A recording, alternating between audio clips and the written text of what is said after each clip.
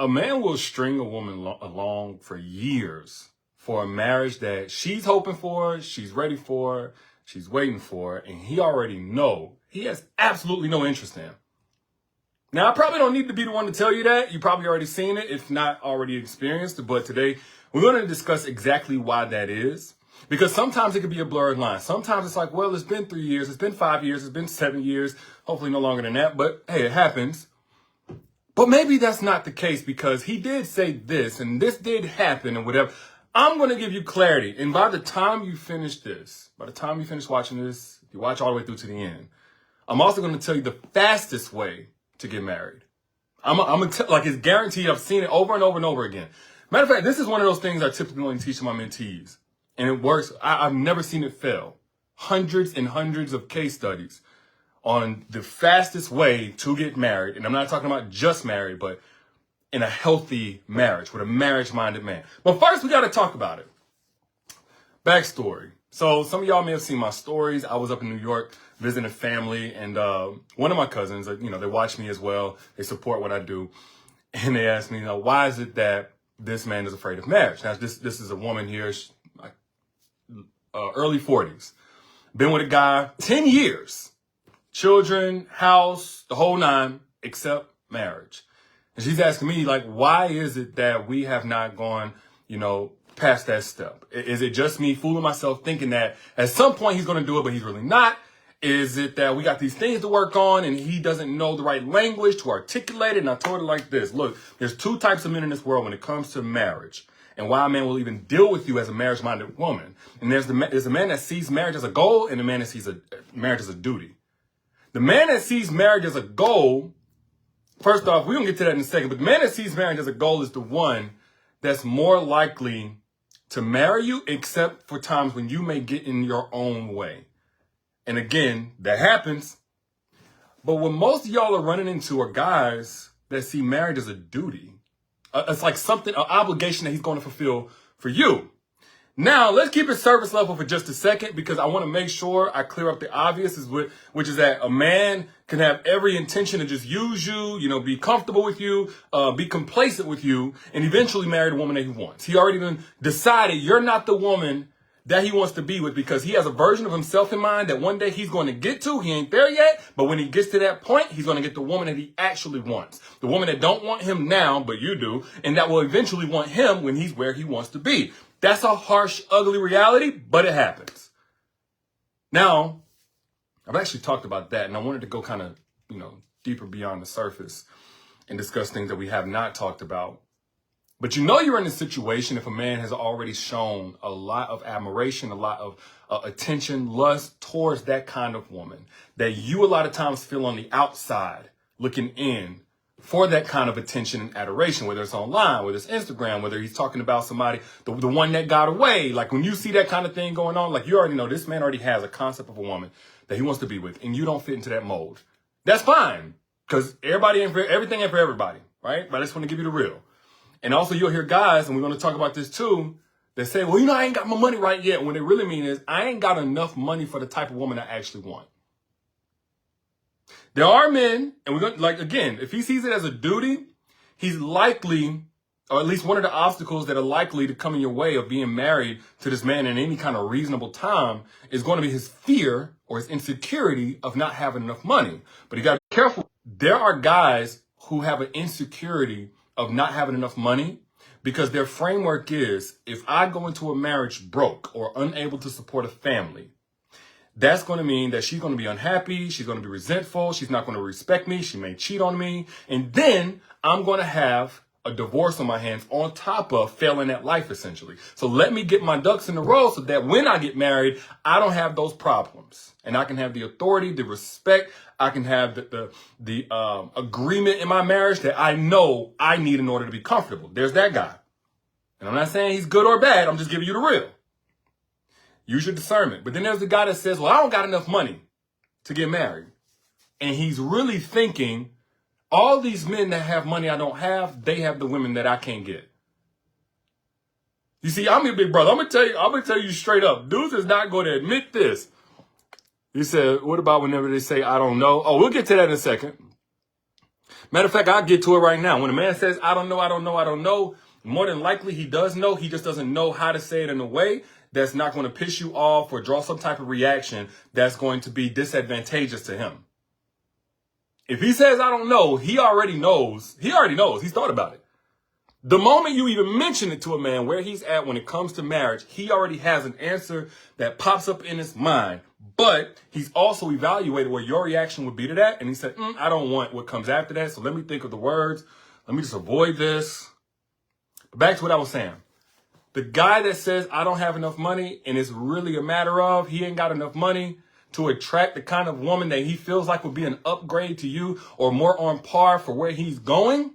These are the situations that you see whenever a man elevates and then says, oh, let me now go and leave the woman that was my day one for another woman. That's not all men, but you see that happening over and over and over again. Let me see. I'm trying to get to y'all questions as you come up. What up, Lindsay? What about a man who is still married but separated 2 years and asked to marry me? I would advise, I would strongly encourage that things hold off until that marriage is completely done. For multiple reasons, but just done. Either the hope could still be there on his ex-spouse's or whatever soon to be ex-spouse's side, or the hope could still be there on his end and he's not there yet. Or there could be a financial situation where he has not yet crossed that barrier or crossed that threshold to get things done. And I don't even believe in getting into a marriage if your finances are not somewhat in order. You ain't gotta be wealthy. But if you are not in a place where you can afford to get a divorce, I don't think you're able to afford getting married to somebody new. So I would just caution you, because if this thing is really ready, like forever, there needs to be a proper foundation built. But back to what I was saying.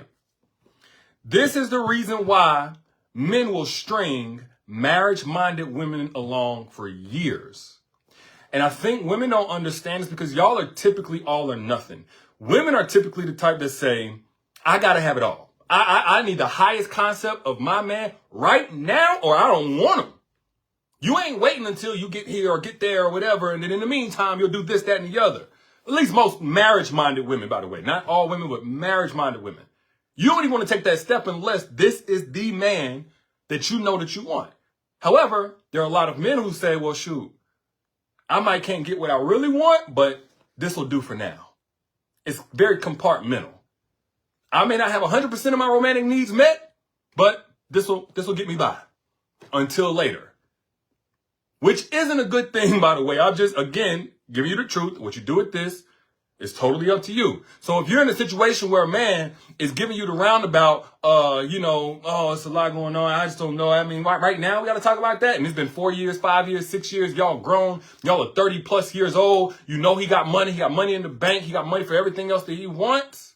I'm telling you right now, more than likely he sees marriage as a duty, not a goal. And again, watch through to the end, because I'm going to discuss something I've only discussed with my mentees on how to get married the quickest, like in a healthy marriage. There's a type of guy who has a type of mindset. There's types of things that he'll say. We'll get to that. So when a man sees it as a duty, he's likely going to have some level of fear, either the insecurity he doesn't have enough money or just the morbid fear of divorce. And this is where you hear a guy a lot of times say, well, why do we need to get married? I mean, it's just a title. It's just a label. Ain't nothing going to really change between us. And I'm going to tell you, he's full of it. Because he knows what changes. What changes is that divorce is now an added consequence to the marriage not working out. And divorce is typically seen as, from a man's point of view, as something that could break us, something that's painful for us. So, man, ain't nothing going to change. No. Something is going to change. That's why you don't want to do it. If literally nothing was going to change, he would just do it. Just to appease you, he would do it. Ain't nothing going to change. No, he knows something is going to change. And that's what's on the forefront of his mind. And it's fear-based. So you'll have this kind of situation because a man grew up in a divorced household, or the man has only seen destruction in marriages, blah, blah, blah. At the end of the day, marriage is not a goal. He's driven by fear. And what he wants to do in this situation is keep the consequence-free door open.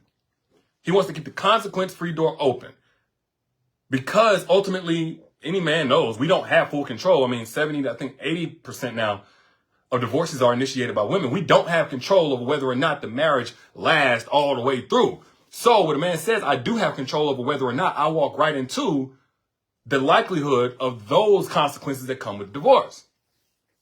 Now, the divorce could be driven by something that's happened in the past, or it could be driven by his current lifestyle.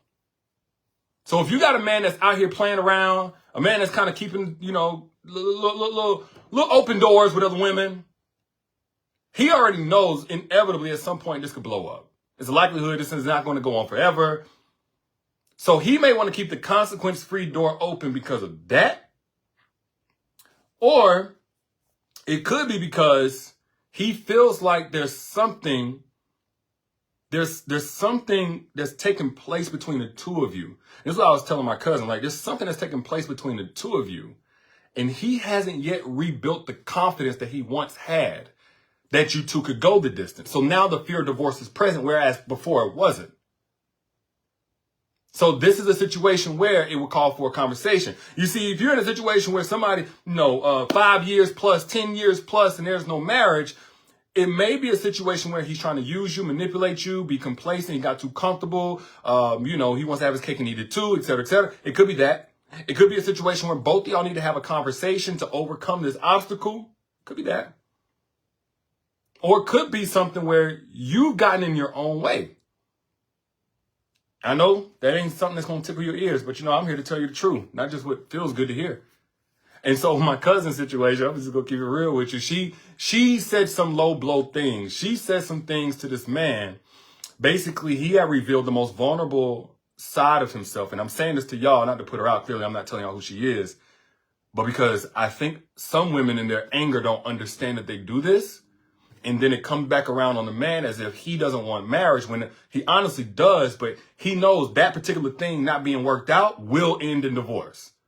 So he's going to keep that consequence-free door open while not letting you go because he's not really done with you or out of love with you. But if that particular thing comes back again, it could be the end. So he's going to hold off until his confidence, his belief is rebuilt in that this isn't going to be the way the story ends. It's not going to happen again, or if it even starts to happen again, you know how to stop yourself from getting there. Again,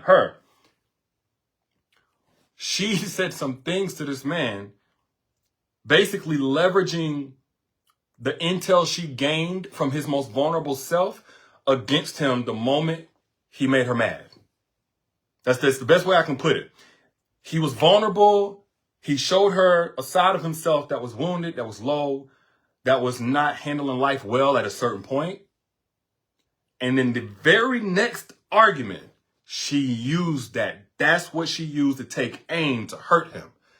So in her anger, and I'm not saying this is anybody watching, but if this is you, self-reflect, use this as you can. In her anger, she took aim at the very place she knew could break him. Now, that wasn't enough for him to say, I don't want to be with you anymore, because she expressed remorse. She apologized. But for him, he knew, I can't take that for the rest of my life. I can't take that again. So he was at this standstill of waiting for the belief to be rebuilt around that thing. What needed to happen, honestly, was for him to be vulnerable again, which I didn't get a chance to talk to him, but I talked to her. It needs to happen again, and her to communicate and convey safety around what he has shared with her. So in that situation, she had kind of gotten in her own way, but he had also regressed or relegated to, well, this is the relationship, so I'm just going to stay here because I don't want to lose her, but I cannot sign up to 100% dive deep down into that. Now, I said I was going to tell you guys the kind of man that will marry you the quickest, and I'm talking about a healthy, whole marriage. And that's the man that sees marriage as a goal. This is what I teach my mentees. There are certain questions you need to ask to see if that man sees marriage as a goal. And the question should reveal one of the two aspects of him seeing that as a goal. One is going to be either a social implication that he wants, or it's going to be a purpose impact. A purpose impact means you're going to help me realize the fullest potential of myself and whatever I'm trying to do. You typically see this in religious circles. You typically see this with a pastor, or maybe even in business. If there's a guy that's going in certain rooms and a beautiful woman who's on his arm, or a competent woman who is there with him, or he has an idea for a family business, right? And you with your competencies and your skills, whether it's marketing and finances or whatever, you would come in and be a part of that family business that he's going to eventually pass down. That's a purposeful impact type of goal. So that kind of man, and you can see this type of guy by his track record, what he's invested in, what he's already started building. That kind of man sees you, sees your competencies, sees that you meet the other criteria for just a relationship partner, but you also have that differentiating factor, and it's game time. I need to have this woman by my side. So when you see men that have a business, have a brand, or they lead a church or some type of nonprofit or something with their wife, this was the guy that had already integrated the woman into that purpose. He just needed the woman to have the qualifications, and it was game time. His purpose was already too big for him to achieve by himself. That's the kind of man that's going to quickly want to marry you if you have that thing. He's also going to be able to clearly articulate what it is that looks like. You're not getting a vague, unclear, uncertain, I don't know. You're going to get, this is what I want my woman to be able to do, X, Y, and Z. Because I'm doing this, and if we come together, we can do that. Okay? And then the other side of the man that has marriage as a goal, which is what most marriage-minded women come in as, it's already a goal, it's already something that you want, is in the social implication. Now, both of these can be true. Again, if you get in religious circles, oftentimes it is. But the social implication can include what message you as a wife send to his friends, to his network, to his children, to his mother, his church. Again, if I keep going back to that, because that's where typically marriage is pushed as a value.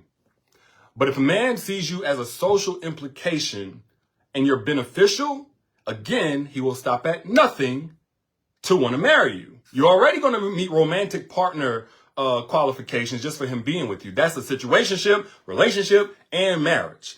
But the difference for a man who sees marriage as a goal, he usually is the one that says, you know what? I want my kids to see me as a man who values structure, as a man who values commitment. And I got to convey that by the relationship that I'm in. I can't be in and out the streets, being in every girl, having different girls every other week. I can't do that. So there's a social, meaning the people around him, even his children, is a social aspect, implication of him as a married man. And that's something that he'll have in his mind. Another great thing to look for, and again, something I tell my mentees, is look for the guy who's been to several weddings. A man that's been to several weddings. I'm giving y'all a game right here. This is free. Put your money away. This free game. Look for a man who has been to several weddings. That tells you he's gotten an invite, right? And I'm talking about he's been invited. A man has been to several weddings because he's gotten the invite. Tells you that he has friends or family, but people around him believe in marriage. And typically, and I believe the stats support this, when a man has friends that are married, he's exponentially much more likely to get married. That, we typically like to stay in alignment with our social circle, whatever the norm is. So if a man is around gangsters, you see he typically has gangster type of look, the way he dresses, the way he talks, he's acclimated to the gangster culture. If a man is around athletes a lot, he may not even play a sport, but if he's around athletes, has athletic friend, he typically has an athletic fitness level, et cetera, et cetera. If a man is around married people, whether he grew up in that type of situation or his friend circle is married, whatever, he's typically going to want to be married. Pastors. This is why you see this a lot with pastors. Not just because God said be married, but pastors can't even hang with other pastors that much if they don't themselves have a marriage. They can't get invited. It's not you and your wife. No, they typically ostracized. And again, you gotta audit what are this man's values? Who are the people around him? You got some guys that'll get married because they mama believes in marriage.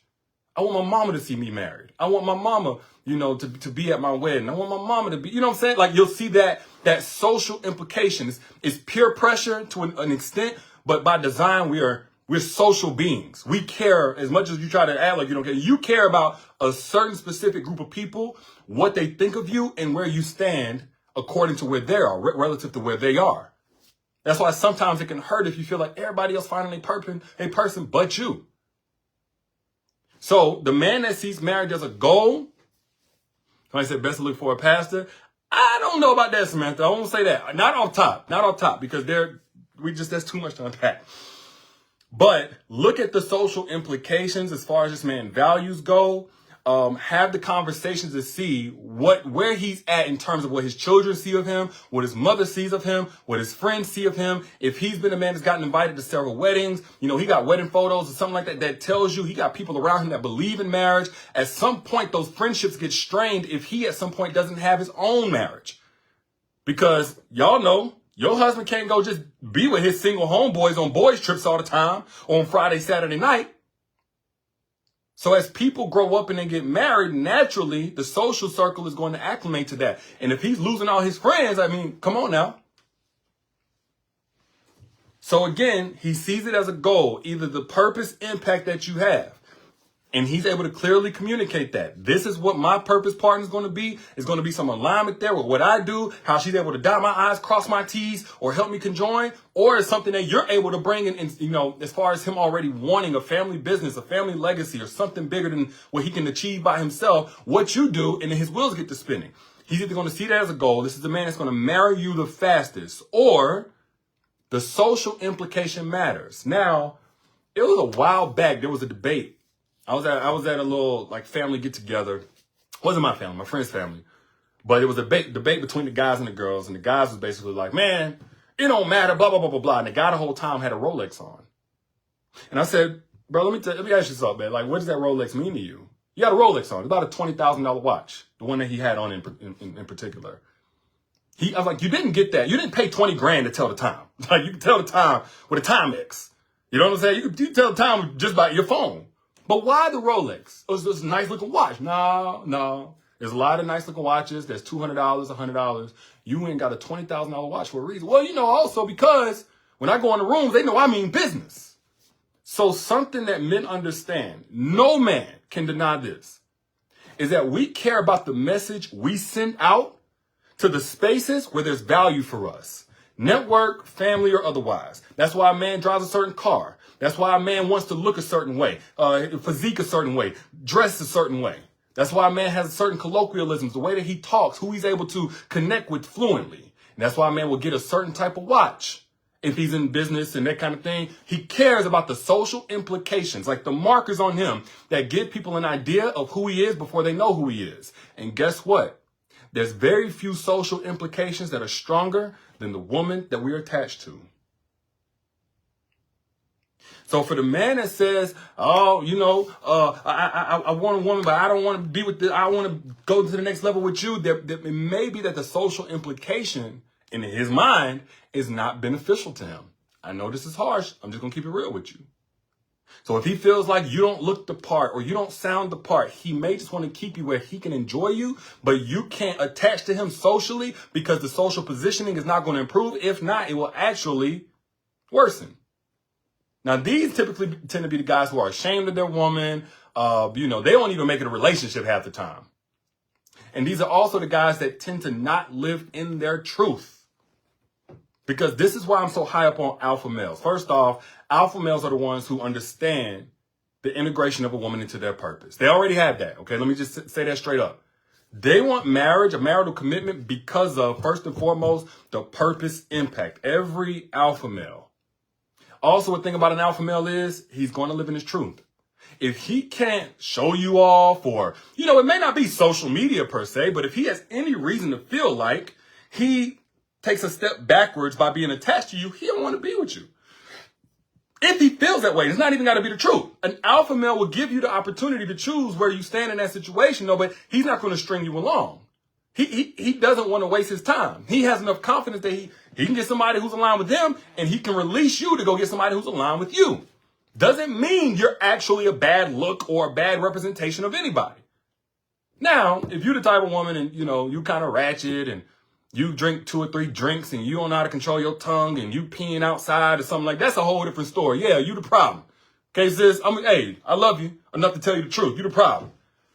But if that's not you, then you need to be very mindful about men who are not rooted enough in their healthy masculine energy to where they're attaching themselves to women that they feel are a downgrade in any area of life. Because that type of man is typically operating from brokenness, not from purpose. He's operating from brokenness. He's feeling a void That's the kind of man that's like, this will get me by. I'll just do this for now. That means he's devoid without it. He doesn't feel like he can function unless he has something there to say he got something. But see, an alpha male, even though he knows he can go to a whole new level with the right woman by his side, he's good until that happens. And that's why an alpha male needs a growth-oriented woman, a grown woman, for sure. A woman that knows how to embrace her own space, her own company until the right man comes. Because there are a group of women who can't do that. And this is why I'm so big on, for those of you who are growth-oriented, those of you who have worked on yourselves, please stop wasting your light, your value on men who don't know what they want or do know what they want, but they're willing to settle and waste somebody else's time until they get what they want. They're willing to use what's available right now, what they can get as a step up towards what they want. Because they don't even have the moral barometer to say, you know what, she don't deserve that. As a growth-oriented woman, you cannot entertain those type of guys and ever get anything fruitful. An alpha male is literally the only caliber of man that can bring you to the softest, most feminine version of yourself and possibly introduce you to a higher potential than what you even knew you were capable of. And there's strategies to attract those type of men. It's not about where you find them. It's about what strategies you use to filter through those who are not and attract those who are. So you can choose the one that's for you. And I broke those down.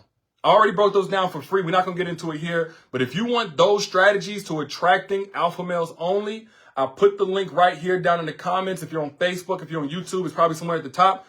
But you see this little, sign over there. It says Secrets to Attracting Alpha Males Only. Click that link. Register for that free masterclass. And it's about an hour where I drop gems on how to attract only that caliber of man. Because that's a whole different ball game than just dating losers and disappointments. But back to what I was saying. When a man strings you along for years, don't buy the notion that, it's just happening like this. Oh, it's just a natural progression. No, after age 25, 90% of men know where they stand with a woman as far as marriage goes within the first year. After age 25.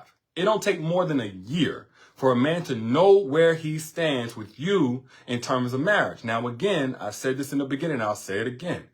It could be a situation where he's using you, manipulating you. You need to leave that man. It could be a situation where you two need to have a conversation about how to overcome a certain hurdle that's in front of you guys.